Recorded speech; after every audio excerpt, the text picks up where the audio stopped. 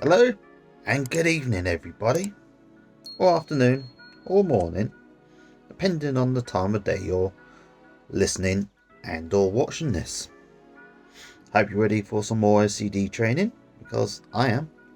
I've got my book, I've got me 2 therapy dogs, 1, 2.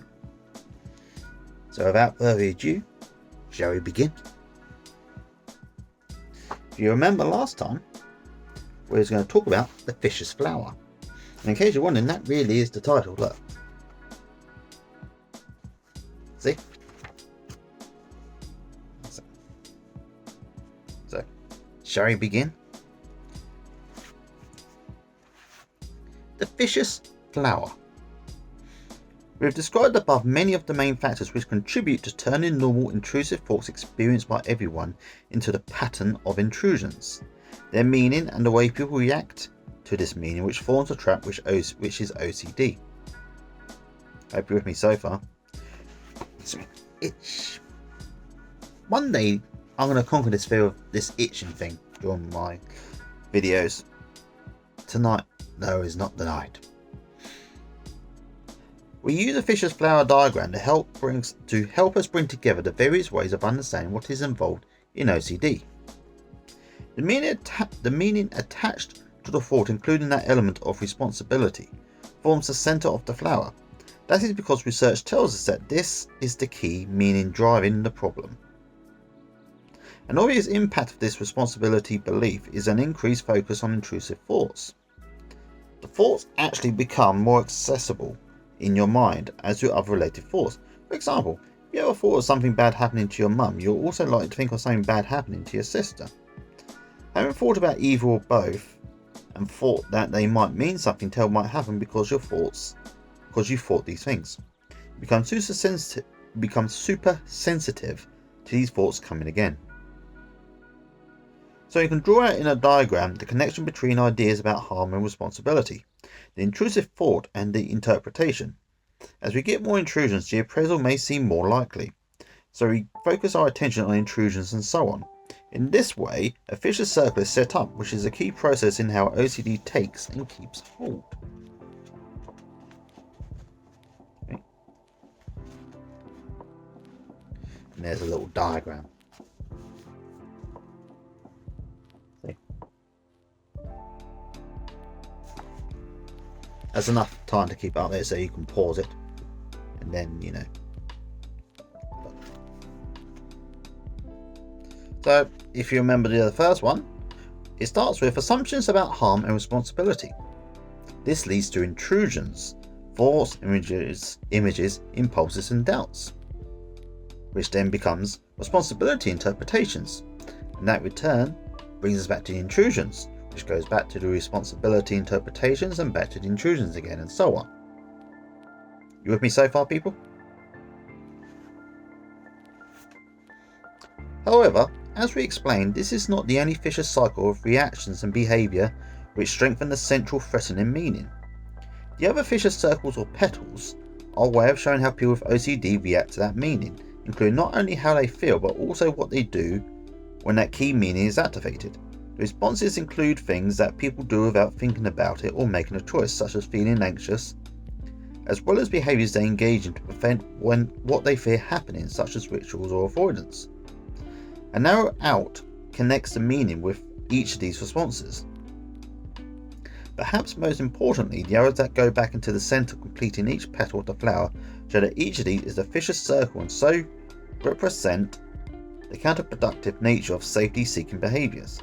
As well as reinforcing the responsibility belief, each process can also result in having more of the problematic intrusions. If all these things are going on at once, it's not surprising that you keep doing what you are doing.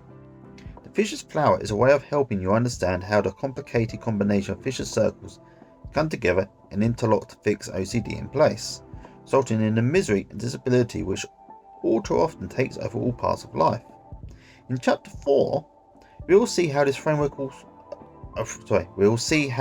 applies to some particular case examples, and how to use it to understand and beat your problem. By understanding and mapping out the processes that have been keeping the problem going, we have a good guide to moving forward. And so we have our flower. Yeah, good luck. You see it? Pause it. Have a look. Now I'm going to read it. So it starts off with the early experiences, which then become assumptions about harm and responsibility, which go down into intrusions. Of course, between assumptions and intrusions is a trigger. Some event or some random thought that's popped in your head. Of course, this goes down to responsibility beliefs, interpretations and appraisals, which goes into emotional responses, selective attentions, avoidance, rituals and neutralizing. And they in turn all go around in a plant, like a flower, into each other.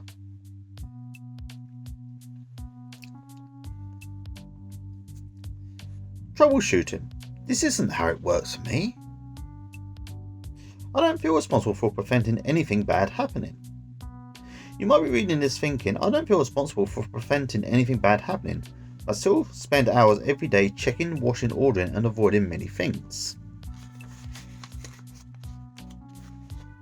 It might be that you have had this problem for so long that you don't really know why you do the things you do. You might just feel you have to do certain things, but ask yourself, what would be so bad when you try to stop the rituals? Do we really need to go into this again? Just remember, people, I check. Sometimes I go out and then I come back home to make sure I've locked the front door. I really do. What's the best that could happen if I didn't check it again? There is always a chance you haven't locked it. Always a chance. If it is still unclear, then try not doing the ritual and pay attention to what is going through your mind when you do so. Perhaps you have been doing them for so long that they have become detached from the meaning, but more likely they are now such a habit that you have not thought about the meaning for some time.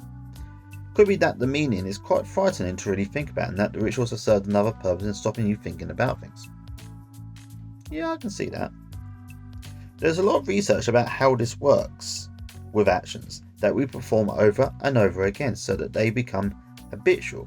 Psychologists call such behaviours proceduralized, which means that they are carried out with little or no effort by the person who has become used to doing them. We described an example of this in chapter 1, the difference between a novice and experienced driver approaching traffic lights. My problem isn't about responsibility, it's about needing to be in control. Sometimes people describe needing to stay in control rather than having beliefs about responsibility. The same question applies. What is so bad about not being in control? Why do you need to have control over your thoughts or control over who has touched what in your house? The same ideas apply. Your need to have a feeling of control actually leads to you being out of control of your life, spending all your time doing, washing, checking, ordering, counting. You with me so far, people? So, on to the next bit. Goals. Getting back what the problem has been taken from you and more. You might be reading this thinking, but I really do need to keep going with my checking, washing or avoiding, as something bad really could happen. It would be truly awful and it would be my fault, therefore it is my responsibility to prevent it from happening. This is common, and it is not surprising to think this way, as OCD has a way of convincing you that all the things you do, or don't do, are a small price to pay. In chapter 1 we asked you to think about the way this problem is affecting your life. How much time and money the problem costs you, the impact on your relationships and your ability to work and enjoy yourself. If OCD has affected any of these areas for you, something bad has already happened. Treating the cost is a very important step in coming to terms with the fact that there is a problem to be tackled. But there is another reason for getting you to consider this. Now is the time to think not only about how much the OCD has taken from you, but what should be the first targets for change to get your life back on track. Have another look at the list of areas where the problem has been affecting you. Number 1, time. Number 2, money. Number 3, ability to have emotional and physical intimacy. Number 4, family members and friends. Number 5, job and education. Think about all of these areas and what you would like to target a niche. That is, if the OCD was to improve, what could you do again? Try to be as clear and concrete as possible. In this way you'll definitely know if you have achieved the goal. Thinking about what you want to be different in all aspects of your life is important to help you stay focused on how you'll break free from OCD. Think of what you would like to change straight away, as well as things that will take a bit longer.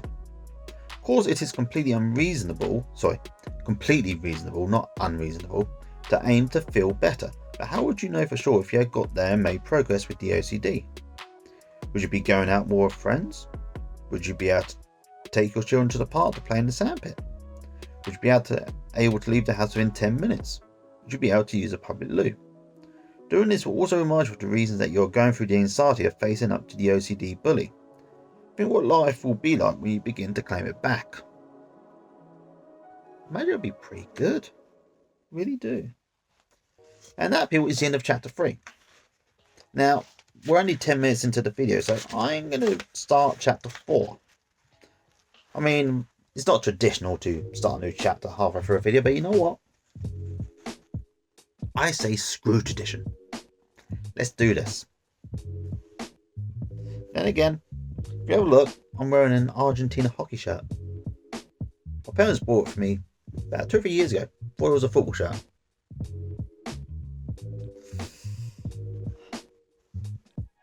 I thought it was as well at first, so it stays in the collection. I think they got it from 9mm Market.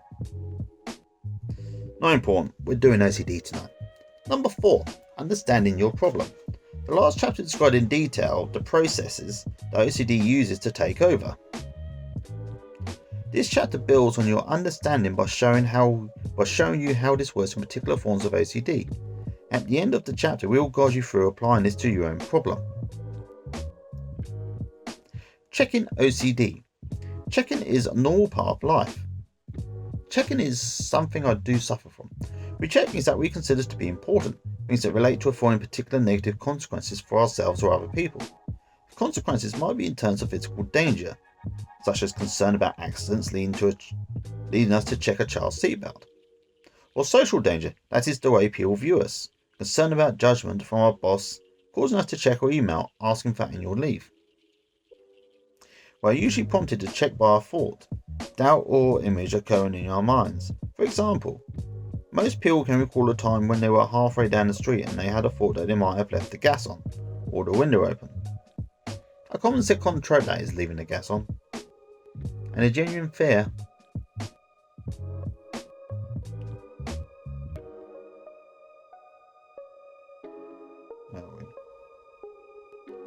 Here we are. They may even have gone back to check, especially if they were about to go off on holiday for 2 weeks. Definitely, I've done that every time. Then on the way to the airport, they suddenly have another intrusive thought. Did I remember my passport? So they check that too. In these circumstances, checking can be helpful.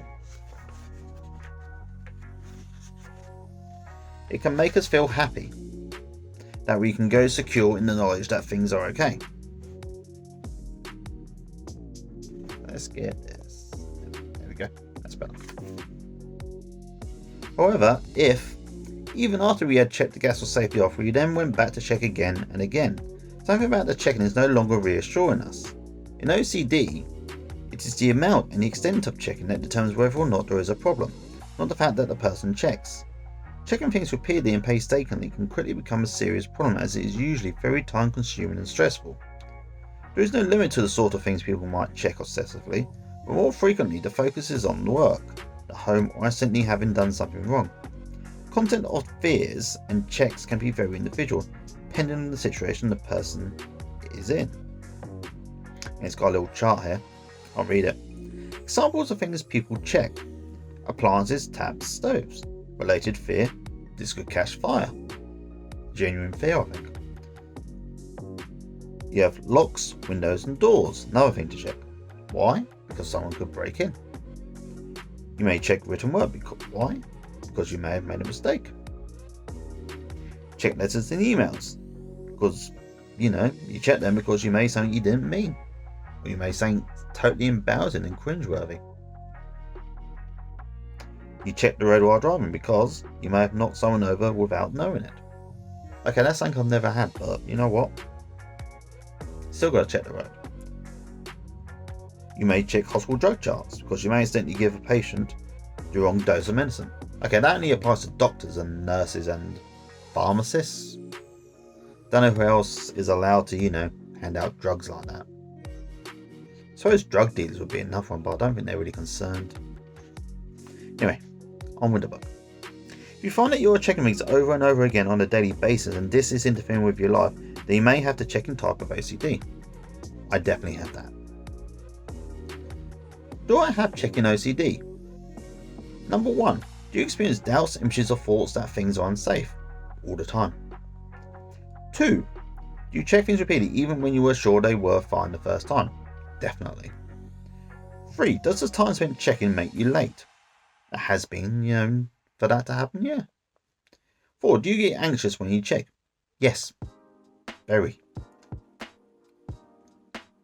Alright.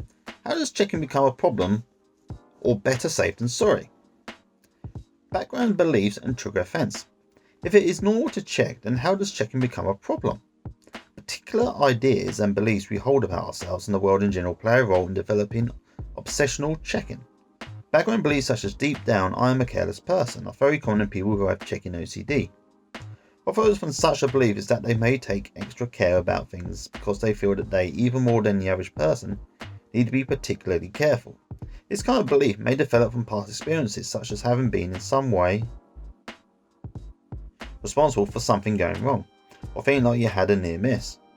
Such experiences, such as being repeatedly told as a child that you are careless, can lead to developing this sort of idea about yourself.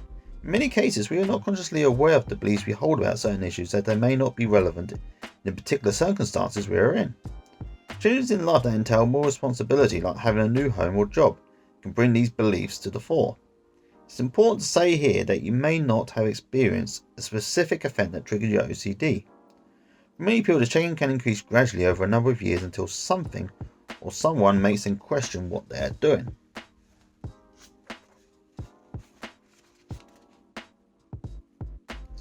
The meaning of thoughts. I can't ignore thoughts of danger. That is very true, you cannot. If you're someone who checks obsessively, it is likely that when you experience a doubt such as whether you turn something off, it will be very difficult for you to ignore or dismiss that concern. Sometimes the doubt can take the form of an image of not having done it, or the things which might go wrong if you made a mistake. You may feel that you need to be completely certain that something is safe before you could get on with something else. You might feel that it would be irresponsible to ignore such a thought, as the consequence of doing so could be terrible. The problem is that people with obsessive checking experience lots of these kinds of doubts, even when they have just checked something. Especially when they have just checked something as described above, we now know that checking can and does have the effect of undermining confidence in our memory. Better safe than sorry, the unassailable logic of checking.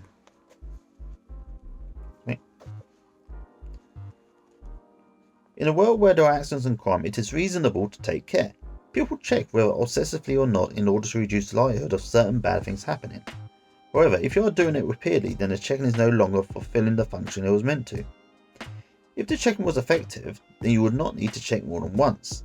This is because performing repeated checks actually makes you feel less certain that you did something correctly. Experimental research studies show that asking anyone to check things repeatedly can cause them to experience more doubt about whether or not they had actually done it. So if you begin to check things repeatedly, and you also hold a belief that you must act on doubts in order to keep safe, a vicious circle of checking and doubting begins. This is the true paradox of checking repeatedly. Checking actually makes people feel less certain and less safe. And I understand that, do you? A key part of the logic that keeps people checking is that the thing they fear did not happen, which they attribute to doing their checks. However, what doing the checks stops them from finding out that this would not have happened anyway. Absence of evidence is not the evidence of absence. The man on the train. A man on the train to London stood by the window ripping up paper and throwing pieces out the window. The passenger asked him, "Why are you doing that?" "Without stopping a task," he replied, "stops the elephants from stampeding on the track." The passenger replied, "But there are no elephants on the track in London." "Exactly," the man replied, "it's working." And he carried on throwing the paper out of the window. Do you understand that? I do. Checking. Impossible criteria. Think carefully about the last time you got stuck in a loop of repetitive checking. What was it that you were trying to achieve as you were doing the checks? Were you looking for a feeling of certainty that things were safe? Well, obviously, yes.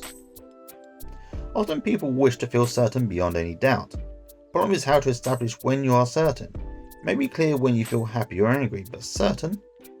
Generally, if you think about whether you are 100% certain about almost anything, if you really search yourself, a doubt will most likely cross your mind, however small. So if you're busy with checking, you may have experienced doubts such as, what if I was checking on autopilot and accidentally did not do it properly? What if I can't trust my senses? What if I was momentarily distracted by a thought about something else? This can happen very frequently if you have a series of checks to perform. The logical response to a doubt like this is to go back and check again, which in turn can lead to more doubt.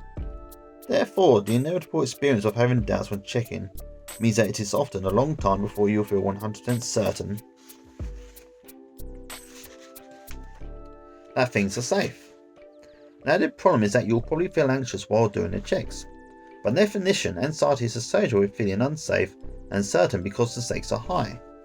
We all feel more doubt when we are anxious because it is so important to get things right. Remember the example of Who Wants to Be a Millionaire on page 71. The more you question or doubt yourself, the less certain you become. Case example. Jennifer had always been a careful person by nature. When she went to university in a town away from home, she moved into a flat with other students in her second year. Early in the term, Jennifer read a news story about a fire in some student flats in which a young person had died. Following this, Jennifer found that after her flatmates rushed out in the morning, she would carefully go in the house and check sockets and appliances such as the oven and hair straighteners in case anything that could cause a fire had been left on. She would check each item several times, as it was easy to forget whether or not she had checked something as she went round.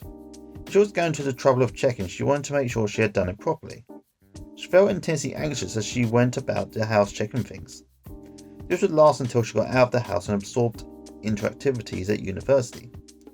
Though she was a very careful person, this was because deep down Jennifer had a suspicion that really she was someone prone to making mistakes. When she lived with friends, Jennifer was responsible for herself for the first time. She became more aware of the possible danger that might be caused by her not taking care. This was brought into focus by reading a news story about a fire and the terrible cost of life. Jennifer held the belief that if she did not act when she foresaw danger, then she was to blame for it if it happened. After reading the article when she had the thought, did I leave something on? She felt that it was really very little effort to go and check. Given that the consequences of not checking could be so severe, she lived by the maxim, better safe than sorry. And that, people, is how I've often lived my life. And I think there's a few of you watching or listening that kind of realizing that you've probably done the same as well. Now I'm going to leave it at that tonight, Bill, because it's roughly the video time. So it's goodbye from me. It's goodbye from the book. It's goodbye from Jennifer Lopez. And it's goodbye from Slowdown Milosevic, my favourite dogs. Bye.